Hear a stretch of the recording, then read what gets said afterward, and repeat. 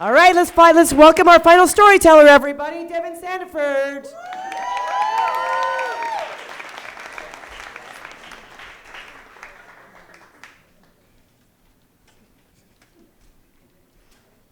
Hi, everyone. 2 months ago, I'm walking along a river in France with my family, and my 7-year-old son looks up at me and asks me, "Dad, why didn't you report those cops?" I'm one of those people that tries to make the world a better place, and I sometimes do it in really annoying ways. So the first thing I thought was to tell him, you can't just say things out of the blue and expect people to know what you're talking about. But I actually did know what he was talking about, and I realized that there was probably a bigger lesson that I needed to teach him. And that was a lesson about being brown in the world.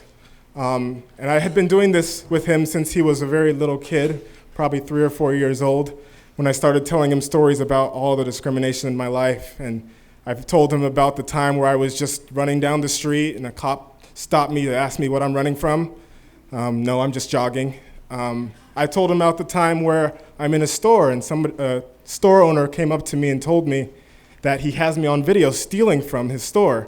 And he makes me empty my pockets in the middle of the store to find I haven't stolen anything. My pockets are empty. But his favorite story, and I don't know why he rates these horrible moments in my life, but his favorite story is actually when I was 21 years old and I was in a hotel parking lot where I had to stay when I was in electrical engineering school and I hadn't found an apartment yet. I was just standing next to my car getting ready to go into the hotel and a cop car pulls up. The next thing I know, there's 4 cop cars and 6 cops. They're all surrounding me with their bright lights. And I'm thinking to myself, man, am I America's Most Wanted or what is this? But I actually hadn't committed any crime. I hadn't even gotten a ticket at this point, so I was pretty sure this was just another case of racial profiling. The cop comes up to me and asks me to search my car, and I know I can tell him no, but I decide I don't want to seem more suspicious, so I'll just let him search through the car. He searches through the car and through the trunk and everything, and after 10, 15 minutes of having me sit on the curb, he comes back and says, "You're good to go. I just had to respond to a call about a suspicious person, and since you backed your car into your parking spot, I thought you maybe were trying to get away from me," which seems perfectly a good way to get away from somebody by slowly backing in your car and getting out. But I just brushed it off and went into the hotel. All the workers in there knew me because I had been staying there a few nights, and they were all shocked. And the first thing they asked me was, "Do you want to report this incident?" And I thought to myself, no, I've been having these incidents for most of my life. Why would I report it? Nothing I say is going to change what happened. Why would I say anything? So on that day when I'm walking on the river with my son, I had been telling him that same answer for the last 3 or 4 years, and I told him the same answer again. Nothing's going to happen if I say it. Except on this day, I had a lot of extra time to talk to him because we were walking along the river on vacation. And I decided to tell him a full story about the history of our country and slave trade and slavery and segregation. And I did the whole thing. I went through everything. It was a 45-minute discussion, back and forth. He was asking me questions. He was really into it.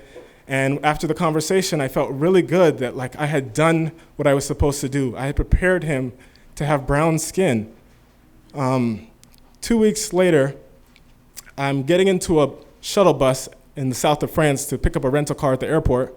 And I'm not in a rush. I don't have any bags. We're just getting a rental car to get around down there. And I decide I'm just going to start writing on my phone. So I pull up my phone and I start writing. And then I hear some people talking in English without an accent. And I'm like, oh, wow, I've been here for 3 weeks. I don't think I've heard anybody talking English without an accent other than the people in my family. So I looked up to see what they look like. And I see a woman with brown hair and beautiful blue eyes, and her husband, who's over 6 feet, with blonde hair and brown eyes, and in his arms, he's carrying their son, which looks exactly like his mom, with blue eyes, except he has blonde hair. And I'm thinking, oh, what a lovely family, not thinking too much of it. As I start to go look back at my phone, I see that his pocket of his backpack is wide open, and his their passports are in there. So I had a decision. I thought, I could help, but I kind of don't want to get in the middle of things. I kind of just want to stay on the outside. But then I thought I would want someone to tell me, I don't want to lose passport, so let me just tap him. And I told him, your backpack pocket is open. And he nodded a thank you, and he's got his son in his arm, so he's trying to reach it, but he can't reach around the side, he can't reach around. He switches the son in his other arm, and he's trying to reach it, and then finally I'm like, I'll just get that for you. And I zip it shut for him, and I go back to my writing thinking, it's over. But the next thing I hear is his wife ask him, honey, where's your wallet? And he taps his pocket and says, it's here. And then she leans in to whisper something in his ear, but tries to play it off like she's kissing him on the cheek. And I don't know exactly what she said, but I know exactly what's coming. And sure enough, he puts his son down on their suitcase, and he turns his backpack away from me and into the crowd of people on the other side of him. And I don't know what to do, and I just think to myself, just another moment. I try and laugh it off. But as I try and go back to my phone, I look down, and I see the 3 or 4-year-old boys looking up at me with his deep blue eyes, and I can see he's wondering, what about me made me a bad person or suspicious?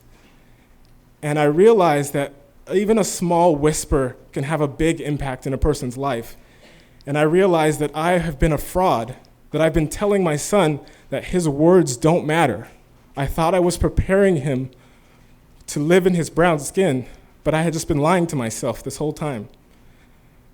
When I got into the rental car, I wanted to cry, but I knew I couldn't. I knew I needed to undo what I had done. So as I drove to meet up with my family, I imagined the next time my 7-year-old son asked me, Dad, why didn't you report those cops? But this time I wouldn't say my words didn't matter. I would kneel down next to him and tell him, son, I was wrong. I should have told somebody that what those cops did was wrong. I should have told somebody that it's not okay to surround somebody who hasn't done anything wrong and make them feel like a criminal. And I should have never told you that your words don't matter.